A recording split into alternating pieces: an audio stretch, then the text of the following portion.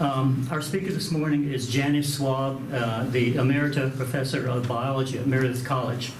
She's a native North Carolinian with an undergraduate degree in science education from Appalachian State University, and she has a master's and doctoral degrees from the University of South Carolina in Columbia. She's a botanist with 52 years of higher education training, teaching and doing research mostly in North Carolina. Janice has received Fulbright grants to study and teach in Egypt, Sudan, Zambia, and India, and she has taught and conducted research in Russia and China through the U.S. National Academy of Sciences. Since her retirement 10 years ago, she's been an adjunct professor at North Carolina State University and Meredith College, primarily teaching science teachers and students who will become science teachers. Janice has been to all the locations that Charles Darwin went to in his 5-year voyage around the world beginning in 1831. Every one of the spots she's been to. She's a member of several scientific organizations, including Sigma Xi, which is an honorary scientific fraternity. And she received numerous teaching and faculty awards at Meredith College.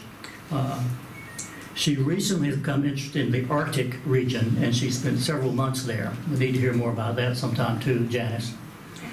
Janice has recently developed an interest in Madagascar, which is the subject of her talk today. So please welcome Janice Swab.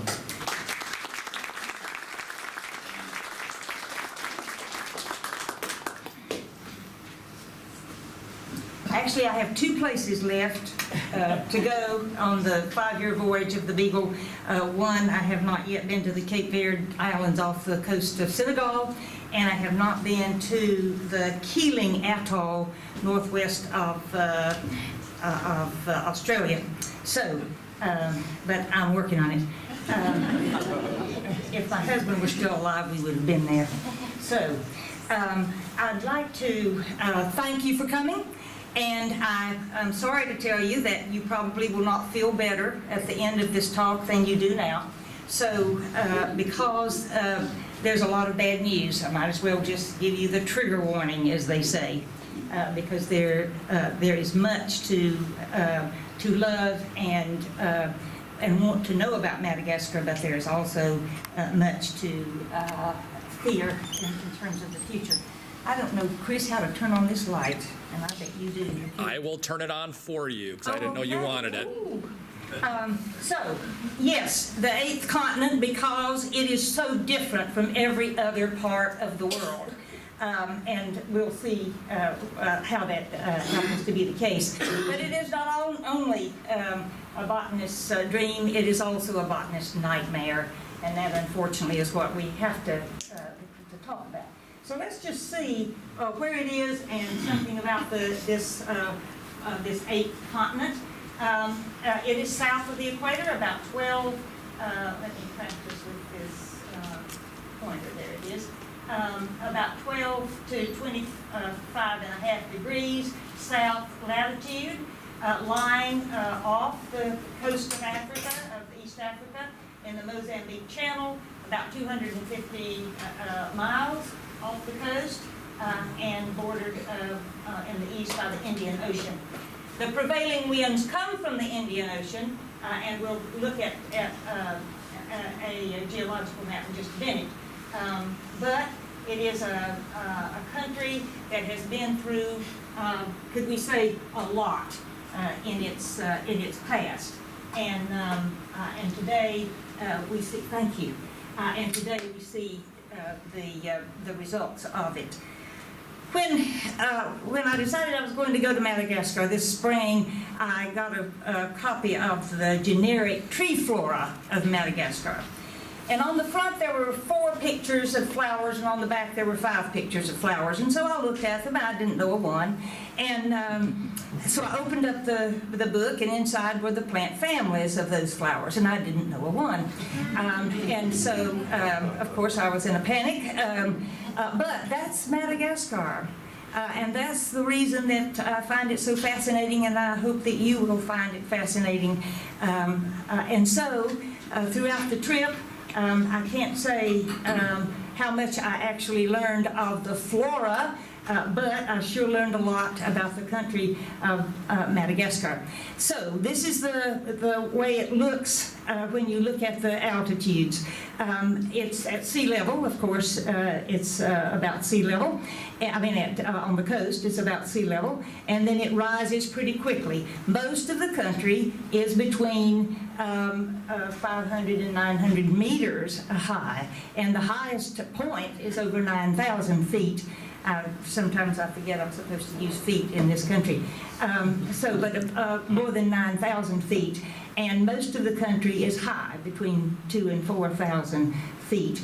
As I said, the prevailing winds come from the ocean. So there is this chain of mountains that causes the wind, of course, to cool, loses water. So you've got huge differences in rainfall. You've got up to 9 feet in some of the coastal areas to the east. Then it loses the water. The effect of the mountain and the rain shadow means that the west is dry, and some of it extremely arid, other merely semi-arid.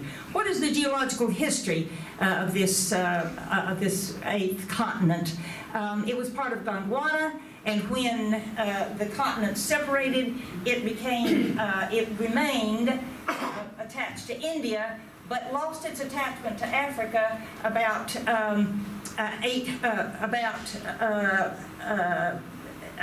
more than 160 million years ago.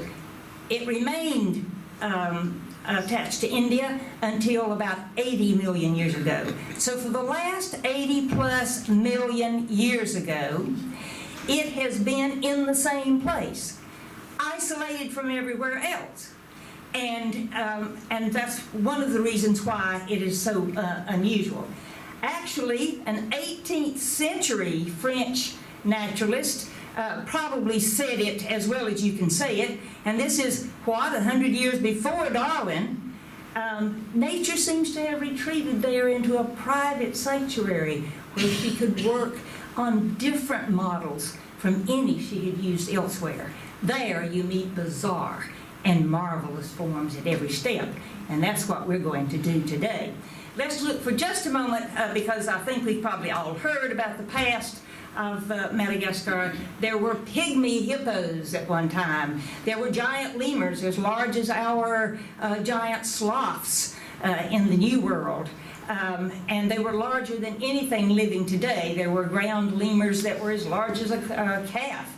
There were also tree lemurs. The heaviest bird that ever lived, the elephant bird, lived there. Giant tortoises live there, as well as in the Galapagos.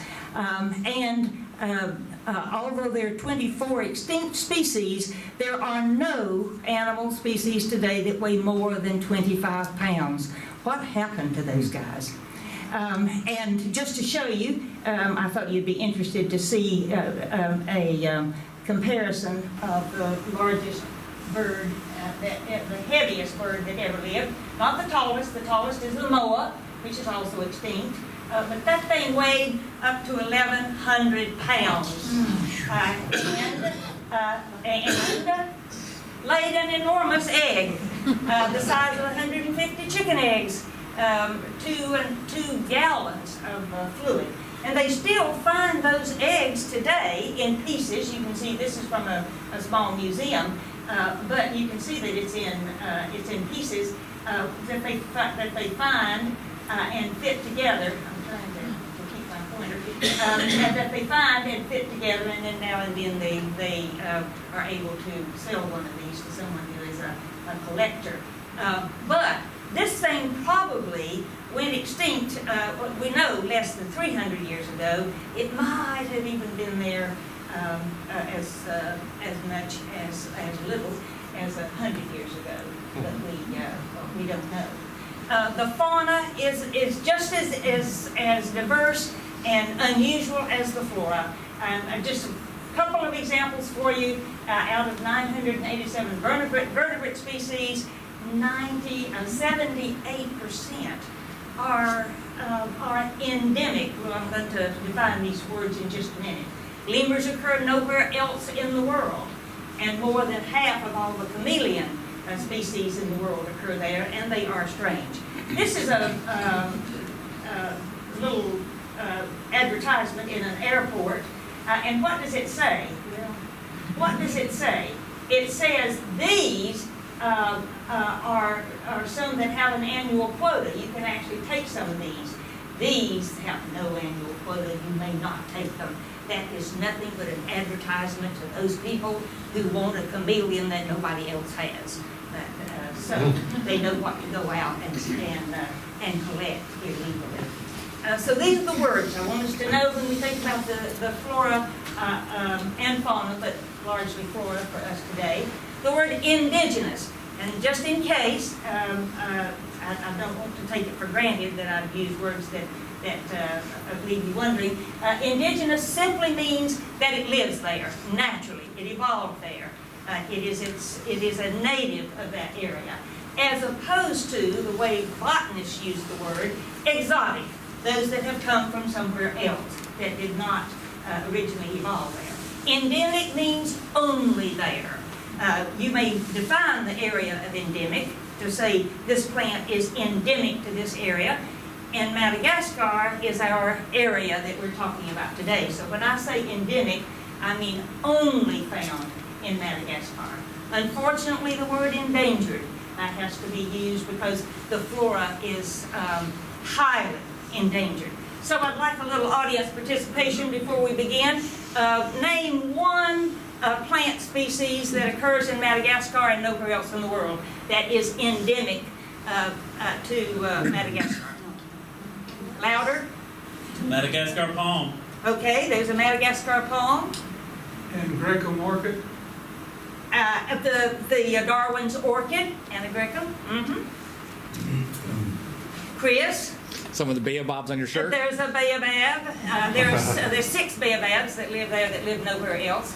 I just sort of wanted to see what you would think about in terms of the flora, because we don't know the plants of Madagascar. They are so strange. They are so different. And the ones that we know them because they are strange and different. The one that I thought I might have someone say would be the Rosy Periwinkle. It is the plant from which the compound is taken that has saved so many children's lives who have childhood leukemia. And it is found only in Madagascar. There are many species of the genus Vanilla, not the orchid that we use for the vanilla flavoring, although it is grown in Madagascar, and actually 80% of the world's vanilla is grown in Madagascar. But they have nearly 100 species of their own vanilla, but it's not used the way we use the other. So on and on and on, as we'll see. But I wanted to at least point out that we do know some plants well that we might not think of as coming from Madagascar. This looks like a lot of figures, and it has to be done in order to give you an overview, but it's a woody island. The tree species, the woody species are predominant.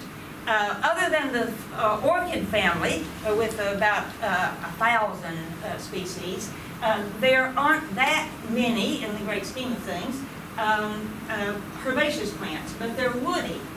And of these woody plants, 96% of the plants, of the woody plants, occur nowhere else in terms of indigenous flora.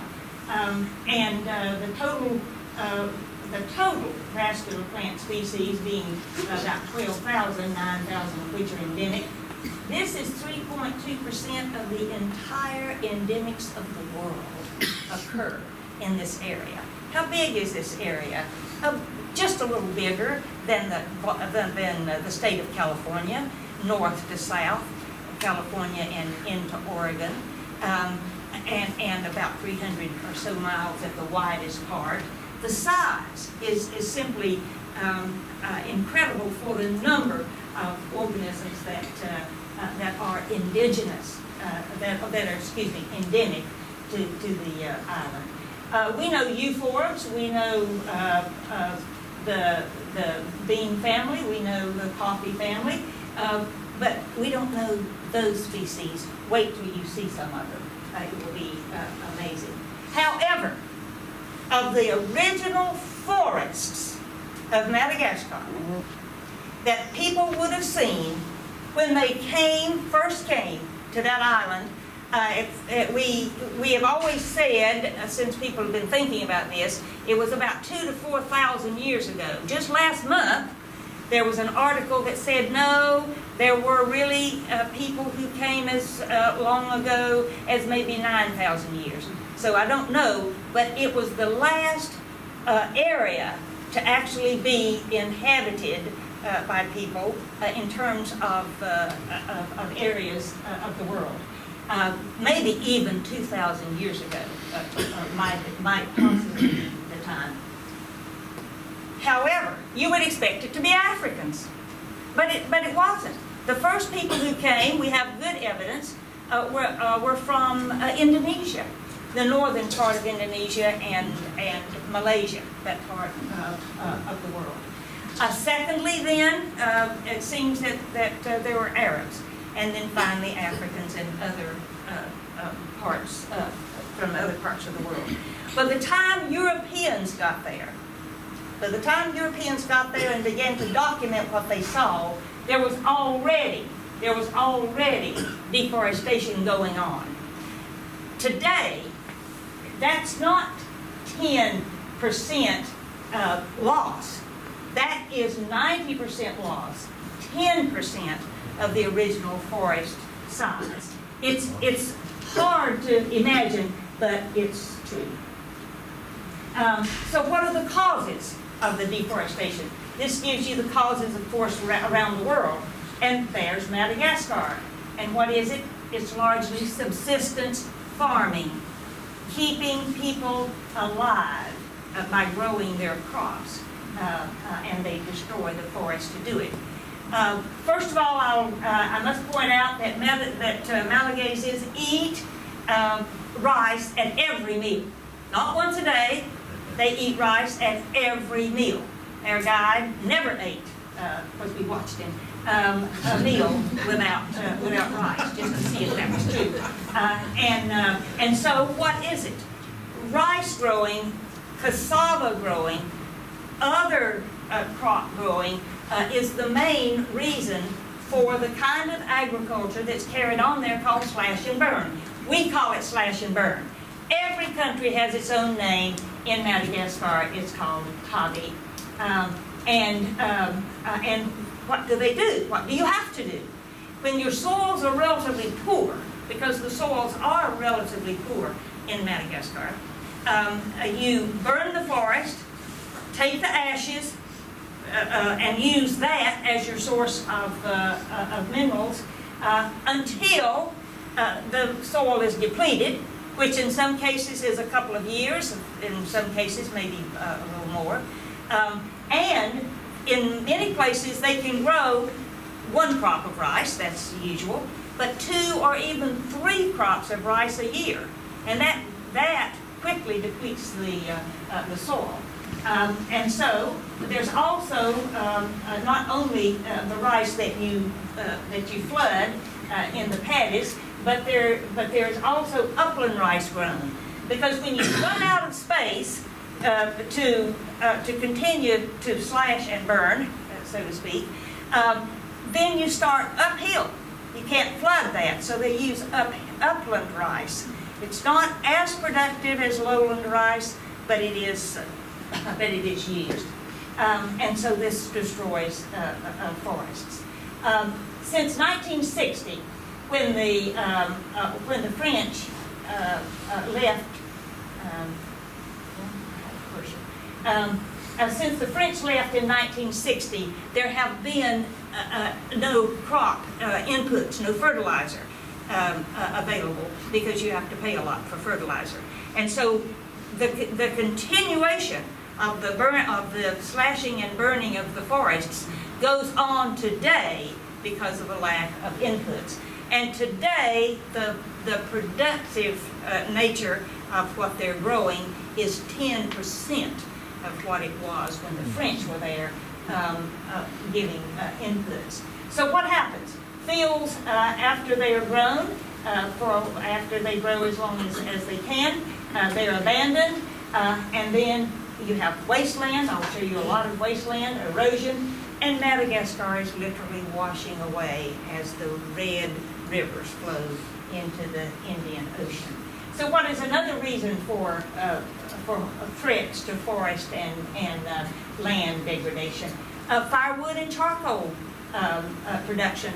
There are 25 million people in Madagascar, in this small country. 85% use wood or charcoal for their cooking. Charcoal, as you know, takes a lot of wood.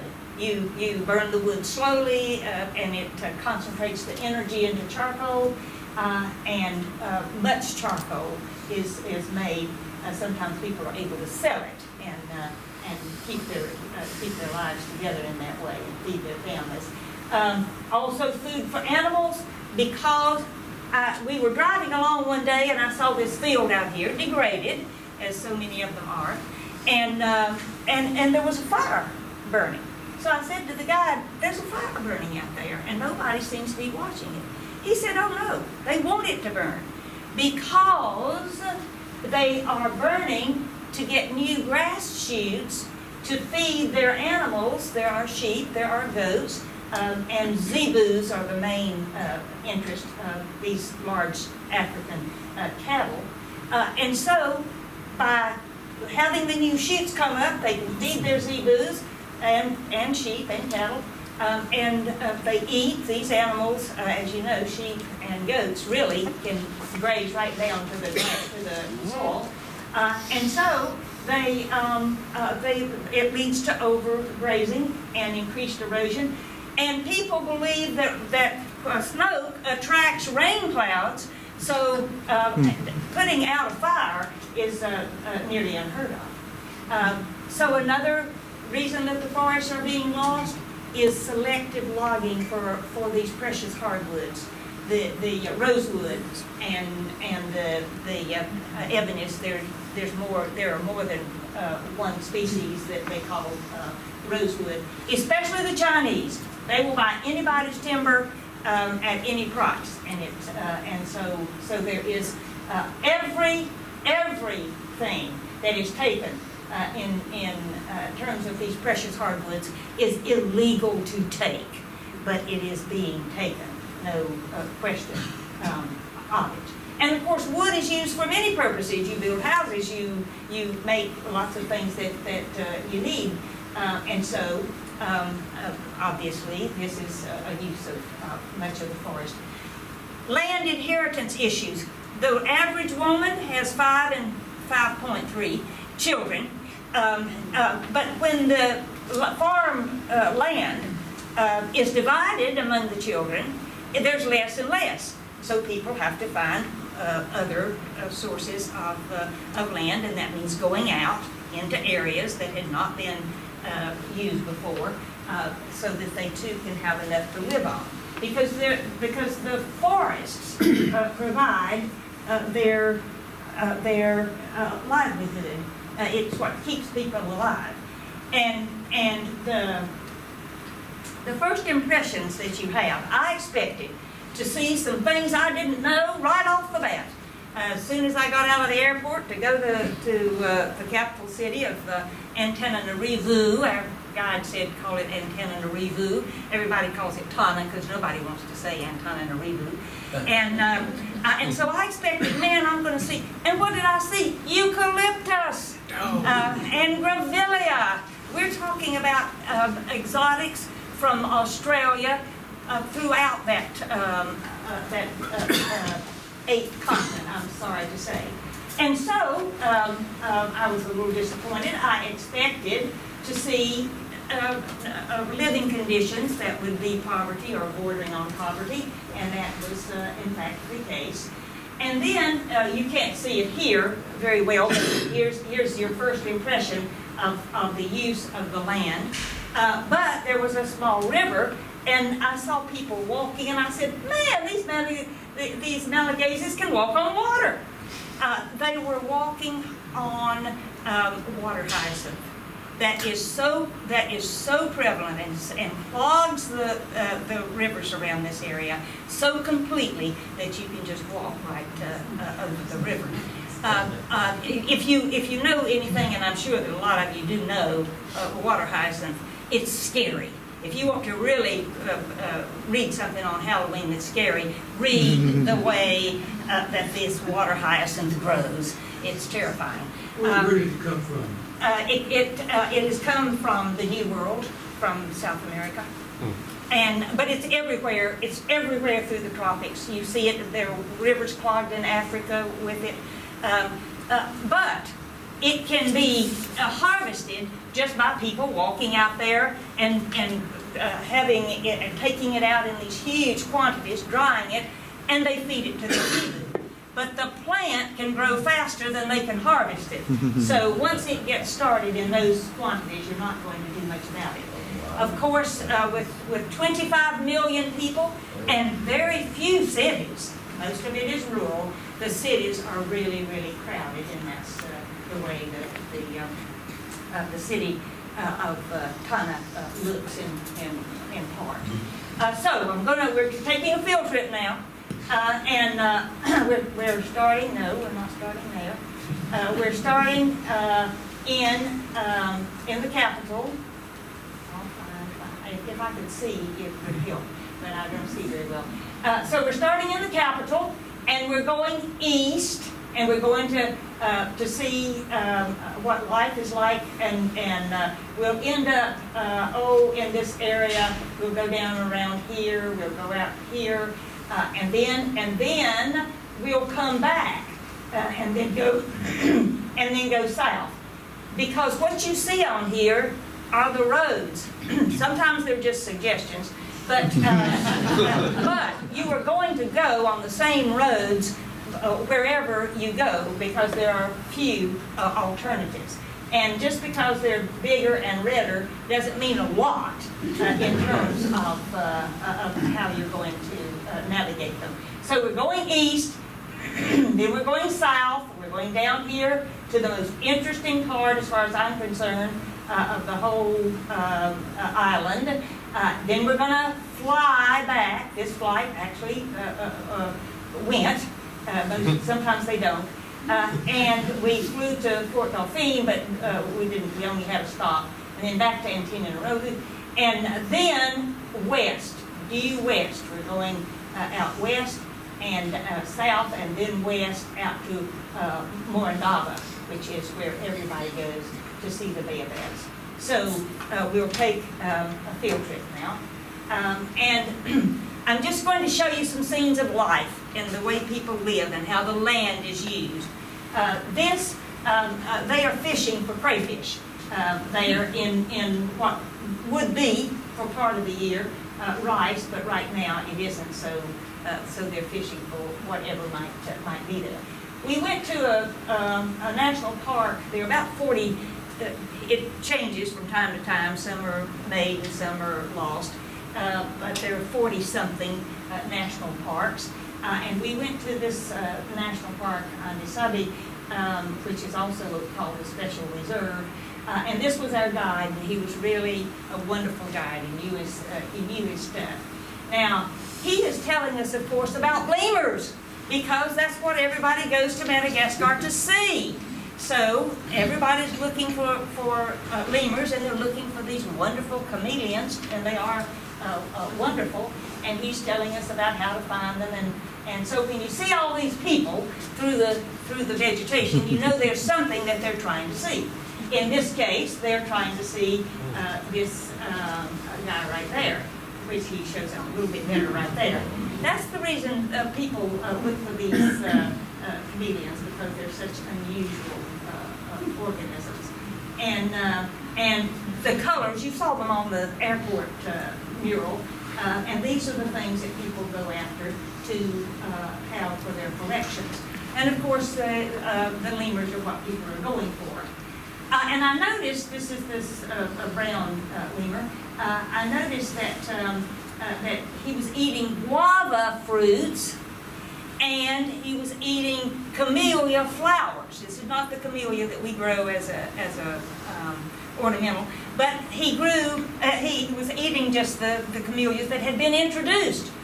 And then he was also eating some other exotic vegetation. So I asked the guy, I said, where's his native food? He said, oh, they don't have to have their native food. He said they can adapt to anything. And in fact, at Duke, at the Lemur Center, which has more lemurs than anywhere in the world except Madagascar, their favorite food is Rus copulina, which we call winged sumac. And their second favorite food is an exotic mimosa. And the third is our native redbud. So they have unusual digestive systems. I'm just going to give you impressions of this forest because it is as much exotic as it is native. But there's one thing you can count on, and that's that they will be covered with epiphytes, largely lichens, mosses, those kinds of organisms. But as you walk through the forest, and I'm not even going to try to differentiate the natives from the exotics because we were not there in a time of flowering, mostly leaves. And I'm looking around just trying to find something that I can recognize. And, well, there's a termite mound. And the termites serve a very useful function, as you know, in tropical areas. This one's on the ground. Those are in the tree, but you see them everywhere, of course. And finally, beautiful chunks and lots of leaves. But finally, I saw something I knew. This is the only cactus. This is the only cactus that grows in the old world.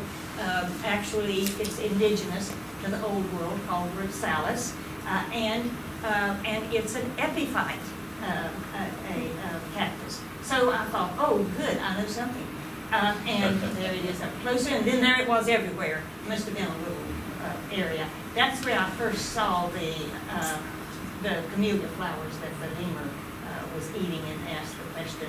But mostly, I looked around at the lichens on the trees because they really are beautiful. In fact, some people refer to them as lichen forests. That afternoon I hired the guide because everybody was going zip lining, and I thought it'd be more interesting to have the guide take me in the forest. And so we found some really, really interesting things. Like a tree that he says has 8 different species on the different branches, 8 different species of flowers. Of course, you can't see them, and it wasn't in flower, but they sure do think that it is sacred. Anything big, anything unusual, people consider sacred, and so they give a kind of a sacrifice to it. That's chicken blood. It's not people that are bleeding there, but they tie strings around you. You see all sorts of cloth and blood around areas that they find unusual, and so that's the kind of thing that we saw. And he said, we don't know what it is, but there are 8 different species of flowers on there. And but nobody's seen them, but we know they're there. So you mentioned the Andreca. You took me to a little orchid park. This was May. Orchids flower in October, but it was a lovely little place to see just what the whole thing was like. And so sometimes this is called Darwin's orchid because Darwin saw a collection of this orchid, and he said, there will be, now this is a spur on this, this is the species that Darwin saw an example of, Angrecum sesquipedale. And he saw that this thing has a long spur, and he said there will be a pollinator that has a proboscis long enough to reach the bottom of that spur.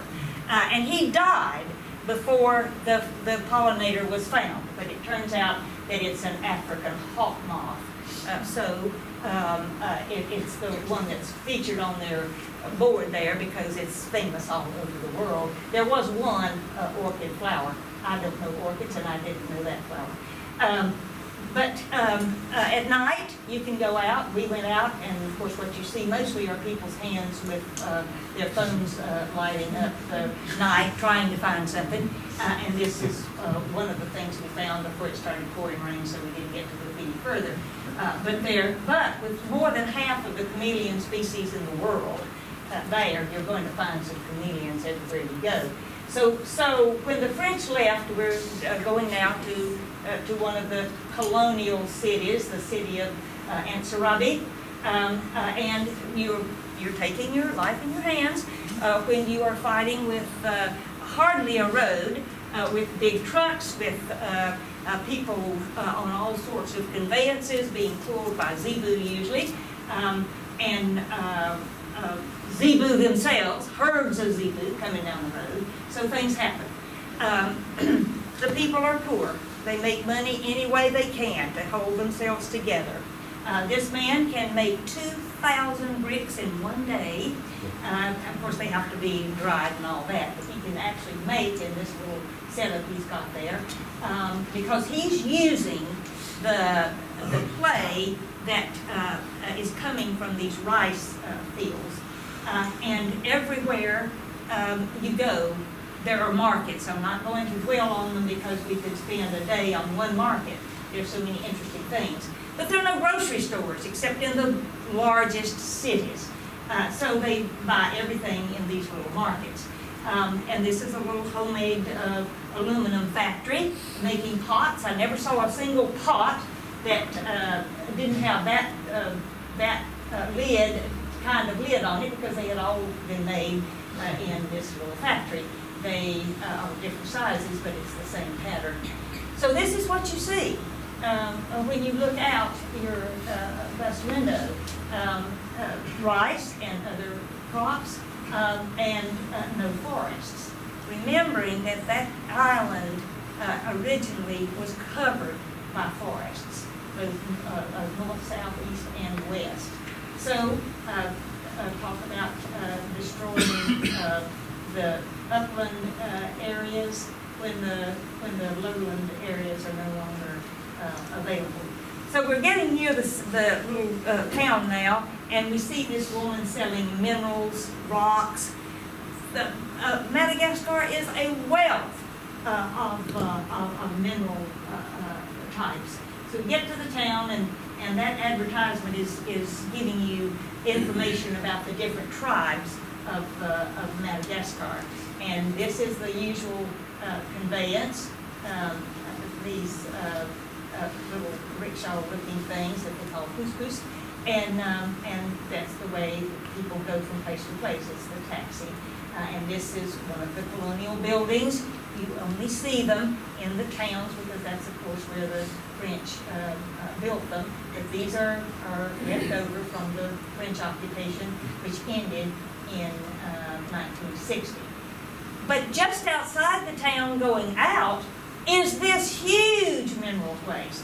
Man, look at the stuff they've got, and it's very fancy and well done. Of course, they've got a few tortoises out there to attract people.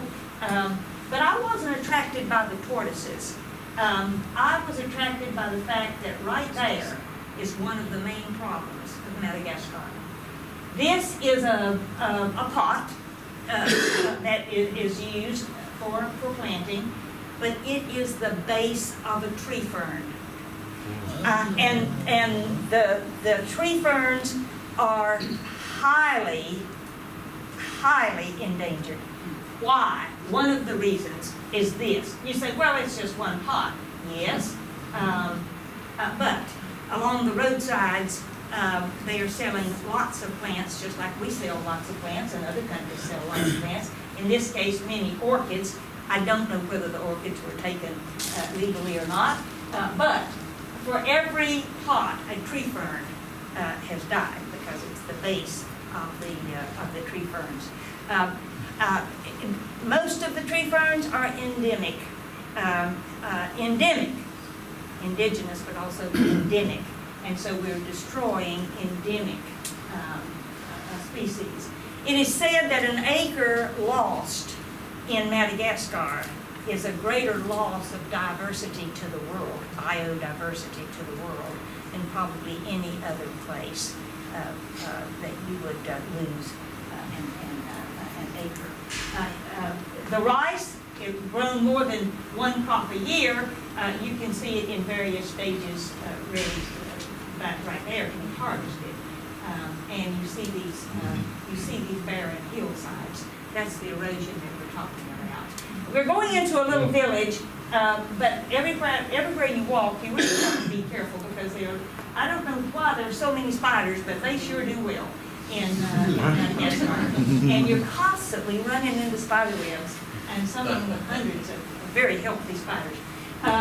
We were going to see these guys who are healers. And why would I include this? Because everything in these bottles, you can see there's a variety there, is really rum infused with some plant material. So what does that mean? They are collected out in the wild in order to make up the concoctions. I'm not 100% sure how well they heal, but sometimes if you believe you're healed, you are. You know the old ideas.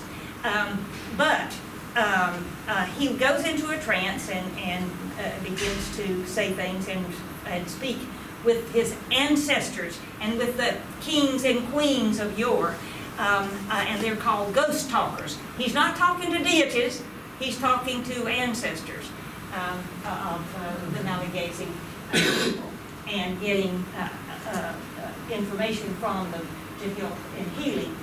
It was very interesting that he did this to music, which he called up on his cell phone.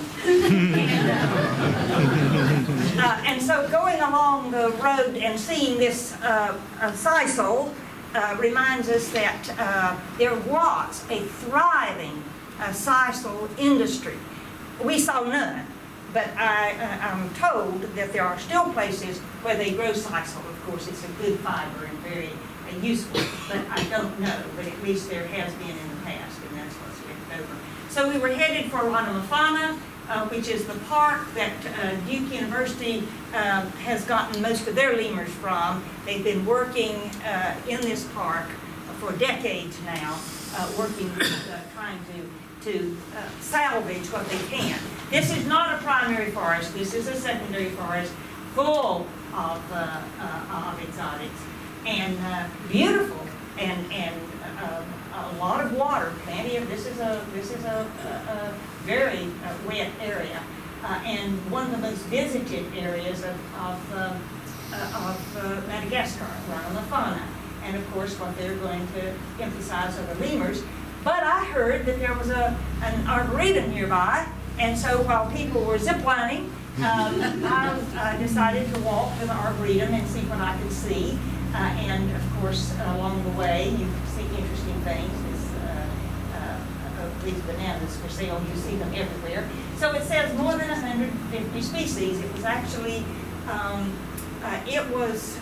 founded in about 2007, so it's been there for a little while. And I'm only going to point out a couple of things just to make some points, and because we have no time. But this is a monotypic palm. What does that mean? Bismarckia nobilis. Nobilis is the only species. It is a palm that occurs in the world in only one species. It is here endemic to Madagascar. There are 5 of these genera of palms that are monotypic in Madagascar.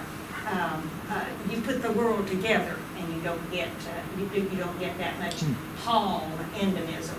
But let me just say a couple of things. That is not a palm, first of all.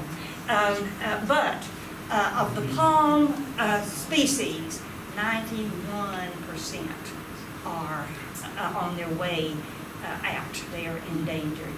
The statistics just go on, and they just don't get any better. I bet some of you have seen this plant. It is not a palm. It is something that you would recognize if you saw this. It is in the family of the bird of paradise, this is Ravenella, and it also is a monotypic, Ravenella madagascariensis. There are so many. You start looking at names, and man, there are so many that have the species name Madagascariensis, because it's the only place that they occur. But you can see the inflorescences look a lot like a bird of paradise on steroids. And this is called a traveler's tree or traveler's palm. That's the reason people think it's a palm. It's called a palm by most people. But if you look at these leaf bases, they look kind of swollen, don't they? If you stick something sharp in there, water comes flowing out. That's the reason it's called a traveler's tree or traveler's palm. Because if you're out and you have no water, that's a source of drinking water. These are planted all over the tropics. If you travel very much in the tropics, you have seen Ravenella. And of course we have the bird of paradise, not native, but we grow a lot of them. And but they are indigenous to South Africa. And there's one other species, there's one other genus that is indigenous to South America. So that's the worldwide distribution of the family. So I'm just going to show you a few things. As I walked around this garden, this arboretum, all I could think of was, I know the Proteaceae. I have lived in Australia. I've been in South Africa. I've looked at these things. I've studied these things. That looks like no Proteaceae I've ever seen. And this happens over and over and over. Those are leaves. They're not stems pretending to be leaves. And what? There are two of these species of Nilobia, and they are endemic to Madagascar. We know the Aureliaceae. We have Aurelias around here, but we don't have any Aurelias that grow to be 30 feet tall before they ever put out a branch, and then they put out a whole bunch of branches, and then they grow another so many and put out another bunch, and look nothing like any Aurelia you've ever seen, or Aureliaceae that you've ever seen. But my point is that you look at Madagascar, and everything you think you knew, you realize you didn't. And this is a member of the Euphorbiaceae, looking not like our euphorbs. I want you to notice that the petiole is not attached to the end of the leaf, but is attached within the leaf. It's called peltate. And the reason I include this is to say something else that I think should be said. It's the genus Bacaranga. I don't know it, didn't know it, still don't know it, but I've seen it. And the Malagasy name means, the common name means, to throw out that which is dirty. What kind of name is that? This is the favorite leaf that is used in Madagascar for toilet paper. And speaking of toilet paper, brings up the subject of toilets. There aren't any. Villages do not dig latrines the way they are in many places. They simply go, as they say, into the bush. And something like this would make a possible toilet paper. Maybe it's the size, maybe it's the shape, maybe it's the texture, I don't know. But when you're driving along in a bus in Madagascar and somebody wants to stop, the guide has to first of all see that there's no tomb around there, because they build these elaborate tombs. You're not supposed to take pictures of them, so I don't show any. But they build these elaborate tombs to put the family in. And you can't defile the tombs if there's a tomb within a certain distance. If there's a village right there, you can't just get out and go in the village. They're going there. And so you've got to find a place, first of all, that has a bush. For 14 people, which is the number of people we had on our bus, you've got to accommodate, a few people. So I can just tell you that it is a challenge, but there simply are no, quote, rest stops.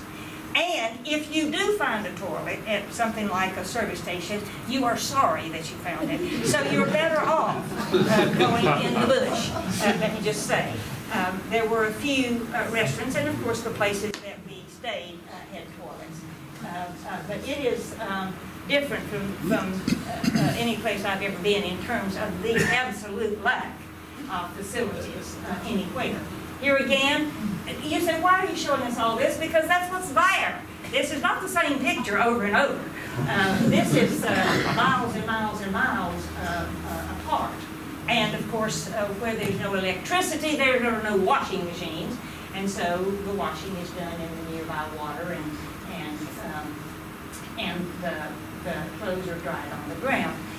I've said that people make money any way they can. This is a little paper making industry. You've probably made handmade paper. I have. It doesn't look very good, but these people are making paper, and I have some in the back. I have a little table of show and tell in case you haven't seen it, so you might want to just check it out and see what's back there. But there's some paper back there, and they embed flowers into it. But I want to point out this guy's hat. He told me it was made from populus, which would be poplar. I don't know. It would certainly have been introduced. I'm not sure. Maybe I didn't understand correctly, but I asked him twice.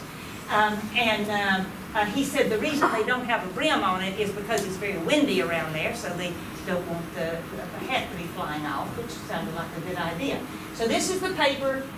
These are some of the flowers that they embed into the paper, and then they sell it to tourists. There's also a silk industry. The cloth that I have covered the table with back there is the cocoons that they use are native to Madagascar. And they go out into the wild and collect them and feed them, and they eat a native tree. But if they bring them in, they feed them mulberry just like they're fed in the rest of the world. And so they claim that the cloth is a little finer when they are grown indoors as opposed to going out into the wild and collecting them. But that is made from the wild collected cocoons. I've had it for many years, and so I didn't get it on this trip because they've become very expensive, and you can see why. So this is the way a cocoon looks, a silk cocoon looks if you haven't seen one. Then they boil them, and then they unwind them. That's a single thread coming out of that cocoon. And from some cocoons, you can get a kilometer of thread. That's a lot of thread, isn't it? And then, of course, they are woven, and it takes about 4 days to make one of the pieces of cloth. They're called lambas. Lamba is the cloth. And so we went to a little community reserve. In addition to national parks, there are communities that decide that they're going to get together. You can watch this insect being caught there. They decide they're going to get together and they're going to protect the area around them. They're going to make it a community reserve. And they're going to try to protect the forest and protect the animals in the forest. And this little onion community of about 250 people has about 14,000 visitors a year. And they make a little bit of money just by protecting the forests. And they are protecting mainly ring-tailed lemurs. That's the object of their protection. There's one of their zebus. Isn't that a gorgeous animal? That one's really healthy. You tell it's healthy because it's got a big hump. The bigger the hump, the healthier the animal. And so while people were climbing a rock face, I wasn't all that excited about climbing a bare rock face. I wandered around in the village, and although it's a little hard to see from the shadows, this is a hen, and this is her little brood. And those little chicks are painted purple. And I said, why are the chicks purple? And he said, because it prevents the hawks from taking them. So, whatever works. And it was interesting to wander around in their little fields and see what they were growing and that kind of thing. This reminds you that you can carry more on your head than you can carry in your hands. That's the reason that women in this part of the world carry things on their heads. The problem is it also compresses the spine. But if you don't have a very long lifespan, you worry less about compressing the spine than you do about getting your goods from one place to another. Anytime you see zebu skulls on something, you know it's sacred. This was, I'm sure, a wonderful tree at one time. It's seen its better days. But it is being paid tribute by the zebu skulls. Zebus are used for so many things. They are the source of wealth. Some people have no wealth, essentially nothing, except their zebus. And so they take as much care of them as they can. We're going now into a sandstone area, into one of the most visited parks in Madagascar, the Silo. The patterns, we can look forever, are just wonderful. The erosion patterns. This is where we find the Pachypodium, which is this plant here. We'll see some others. Many forms of Pachypodium, and the thick barked trees that can withstand drought. Isn't that a gorgeous thing right there? This is the main part of the plant. These are the branches. But these are just various Pachypodiums. This is an area where you see more of these than anywhere else in Madagascar.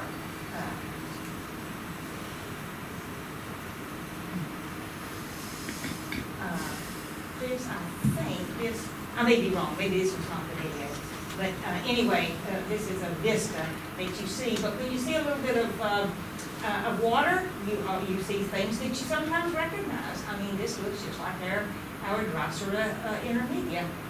There's a little water there, and the plant got, maybe that's the video. No, I went back. Was that an insect-eating plant? It is. What they have little sticky hairs on the. They have little sticky hairs, and the insect gets caught in them, and then it digests the exoskeleton and gets some of the nitrogen that it needs. So our video didn't work, Chris, but that's okay. Maybe the next one will work. I really only have one that I really want to work.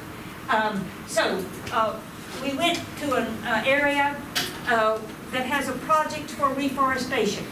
The organization I went with is G Adventures, and they partner with people around the world trying to work with various organizations.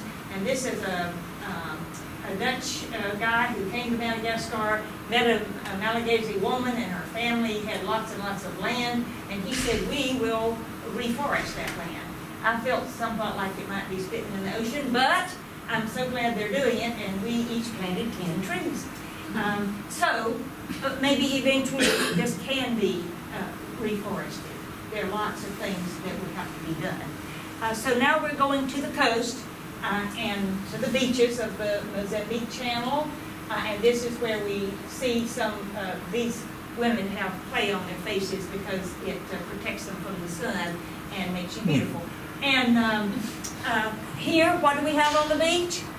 A whistling pine, except there are 100 of them. An Australian plant that is just growing everywhere. Looks for the world like it belongs there, but it's Australian through and through. They build the boats out of 4 kinds of wood. I'll not go into the details, but this is another way that wood is used to build these boats. A wonderful little dessert of things to come. You're going to see baobabs that look just like that.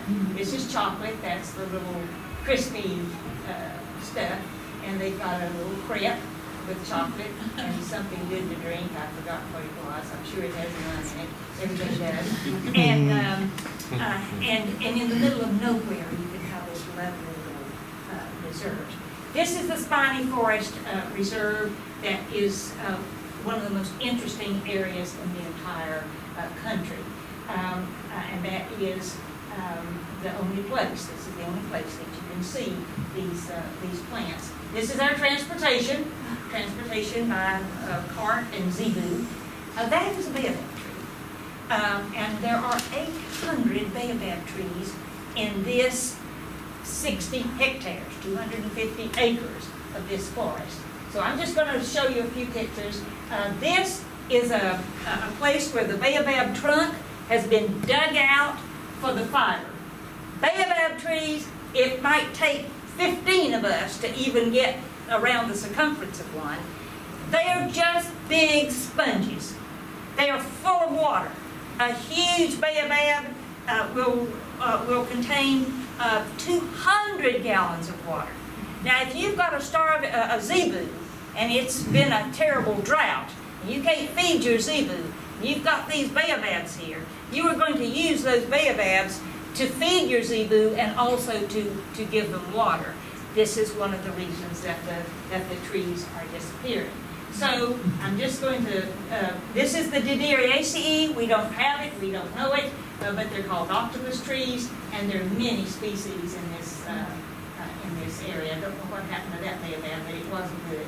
And then they have all these very interesting, strange branches. This one is in full fruit. These are the fruits. They're all edible, and people eat all the species. And the reason for these holes in the tree is these are stair steps that people use to go up and take the fruits before they fall to the ground, because when they fall to the ground, the ants are all over them. And so they go up and collect them. So you see them on a lot of the large outline and that. And he's just telling us about the way they are helping to keep the forest intact. And these are those wonderful zebus that you meet everywhere that people have as their only wealth. There's an arboretum nearby. I'm not going to go into the details, but it was founded in 1980 and is a wonderful, wonderful resource. 900 species there, 90% endemic, not just endemic to Madagascar, but endemic to this region, just to this region. And you look around and everything you see, it's called a spiny forest because everything you see is spiny. We're talking euphorbs, we're talking calanchoes, we're talking the dideria, we're looking at members of the Calopedia, which is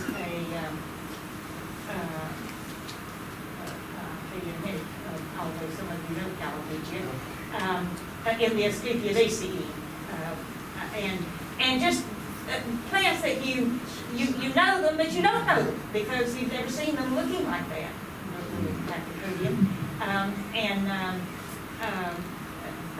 It's you just it's like it didn't exist in the world. It's made up, but no, they're living right there. And then you finally see something. Oh yes, I know a bunch, and they use that for food in times of drought. So we're going to fly back, and what you're looking at, this one works. What you're looking at is over the sacred forest. You see the forest? It was the sacred forest in the times of the kings and queens of the last century, and that's what it is today. And now we're going to see the baobabs, but first we have to stop and buy peanuts because we stop and buy peanuts every time we see them. I think we must have eaten, heaven only knows, 100 pounds of peanuts. But isn't it interesting? The shells are used, they're piled up by the roadsides, And the shells are used to make road material for repairing roads. And Lord knows they need repair. And I would like for you to give your attention to this. You'll see how travel is. This is the dry season. In the wet season, you don't go there. That's the reason I went in there. Because we would not be getting into this area if it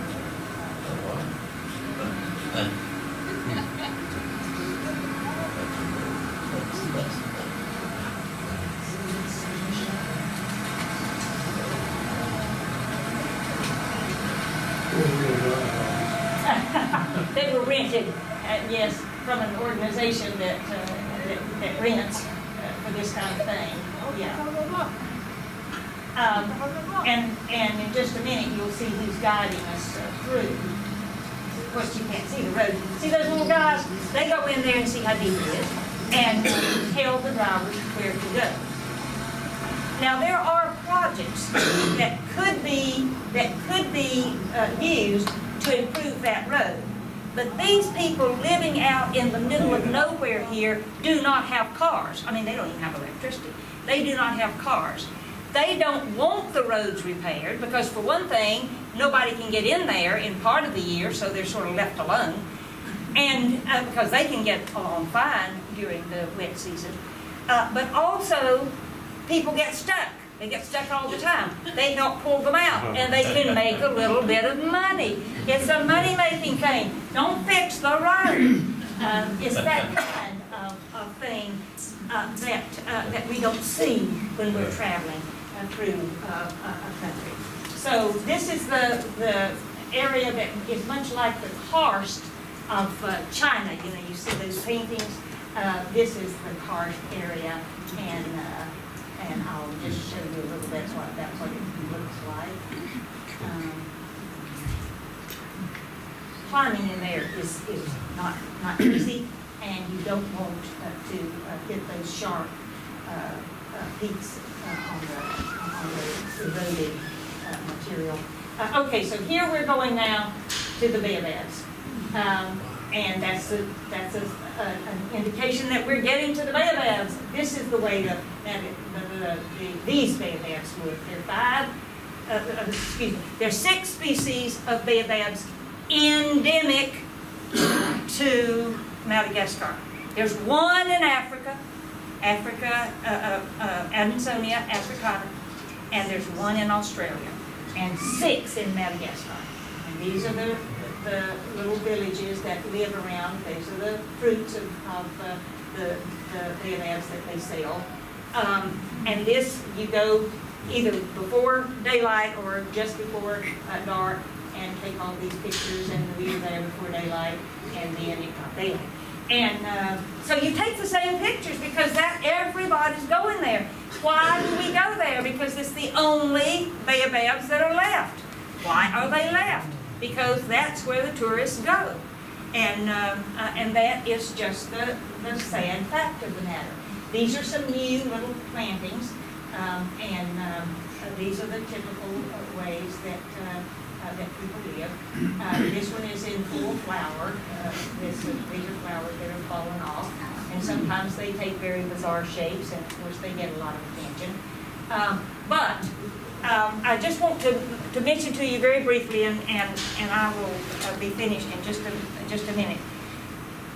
But the African baobabs that we think are, when we think of Africa, we think of those huge baobab trees, and their legends and all that. About 10 years ago, the biggest baobab in Namibia just began to die.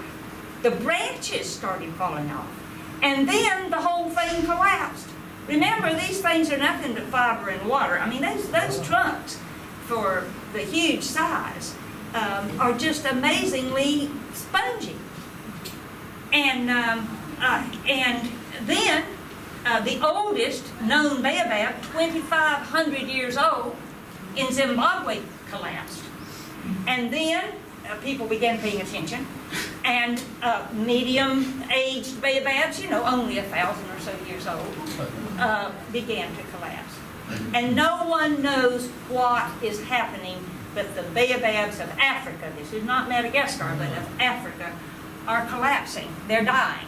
Within a matter of weeks from the time that they notice that the tree is not well until it literally collapses is the usual time span. So we don't know what is happening to the African baobabs, but I just wanted to put that on your radar. And so these are Malagasy children. They are the future of the country, as of course the children are of any country. And I have a long list of problems that have to do with what these children will face. I'll not go into that long list, but only about half the people of Madagascar are literate. And the families are large, as I said, 5.3 children per woman. The traditional blessing is may you have 7 sons and 7 daughters, wedding blessing. And today, half of that 25 million population are under, or are 14 or under. And you can do the math. And that, and I've only touched the surface. If I had a chance, we would stay here till dinner time. But I've just tried to touch on a few things to get you thinking about this really amazing island and what it has to offer us, and I haven't even begun. So as the sun sets over the Mozambique Channel, I would invite you to pay attention to Madagascar. It produces 80% of the world's vanilla. There are huge problems involved with vanilla production today. They produce cacao. I've got some candy bars back there, and that you can see, and some other products that are there. But it is, I hope, a country now that is on your radar. Thank you.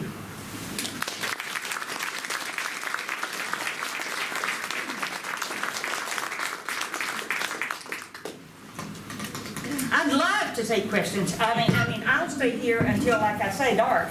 But I know you don't intend to. But I'd love to. What language do they speak in? Malagasy and French. And French is good. That French is the one you see on all the signs and everything.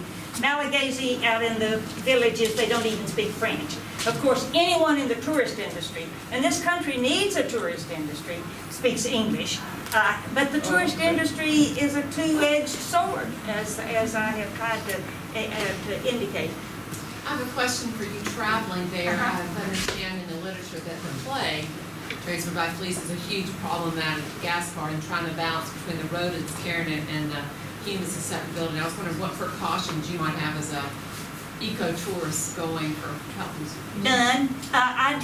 There's no information in Madagascar about plague being. I don't know. I do not know. I take the usual precautions, about water and all that, and you cannot drink the water in Madagascar. You can see why. But neither can you drink the water in lots of countries. I don't know about the plague, so I just there is AIDS, I am told, in the port cities, but it is not AIDS. Is not that would be a problem, but to the average tourist. But people always ask about AIDS, and it does exist mainly in the port cities, which of course have people coming from everywhere. But of course, malaria is a problem, but I don't ever take malarial prophylaxis unless I'm living in a country. We took malarial prophylaxis when we lived in Africa, but that's only when you're there for months. If you're in an area with mosquitoes, wear long sleeves, do not wear blue, and don't be out at dusk and dawn, because that's when the mosquitoes are active. Not that you wouldn't be out, but take precautions. And of course, people use insect repellent, which helps. Uh-huh. When were you there? I was there this past May. Oh. It was just at the end of the rainy season. That's the reason we were able to get through that road. 2 weeks earlier, we wouldn't have been able to get through. And I wanted to get to that Spiny Forest. And so I tried to be sure. It isn't a time of flowering, as you could see. And we don't even know many of the plants that are most active in the cool, dry, because most of the flowering is done in October and that time of year. And so there's a collecting bias. New species are being found all the time. So the endemism rises. It doesn't fall, it rises, except through extinction, of course, which I'm sorry to say is. Are there any temperate areas in Madagascar? Yes, because as you go up the mountains, you get temperate type forests. It's just that we weren't in those. We weren't in those areas. How long was your trip? 3 weeks. 2 weeks south, and then 1 week over to the Baobabs and the Tinggi and that area. I don't know the history of Madagascar, but why did the French leave, and why was there such a deterioration of lifestyle? They left because the Malagasy people simply rose up and gave their lives to get the French out. And so they didn't leave because they wanted to. They believed they left because they were forced out. And they gave inputs, i.e. fertilizer. And when they pulled out, they said nothing will help you in no way. And so they have. And why haven't the aid agencies stepped in? There are aid agencies. There are projects all over the place.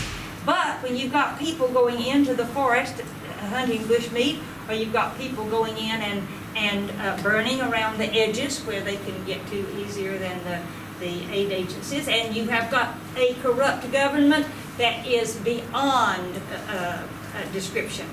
You can get anything out of that country if you know the right people and you're willing to pay the right price. And I would ask you to watch what's happening in Madagascar as carefully as you can. I mean, how much news do we get from Madagascar? Of the Chinese. They are building roads, and when the Chinese build roads, they're after something. And as you know, they have lots of money. And these hardwoods. No one in the world buys these precious hardwoods from Madagascar except the Chinese. You had mentioned a lot of different minerals. What minerals are the Chinese going to go for? They've got things like the native, what we call the rare earths. Rare earth. There are rare earths. And of course there are also the ones that just look good and people want for jewelry and that sort of thing. But it is the rare earths that they're mining. I gave as one of the ways that the forests are being destroyed, and there will be more and more mining. Do they share a lot of plans with India, saying how that was? No, you would think so. Yeah. This is and I can't get started on this because there's too much.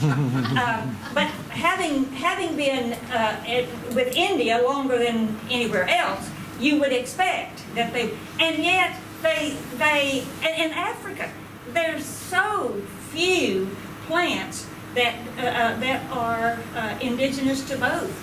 And no more India than Africa. No, there is not. There is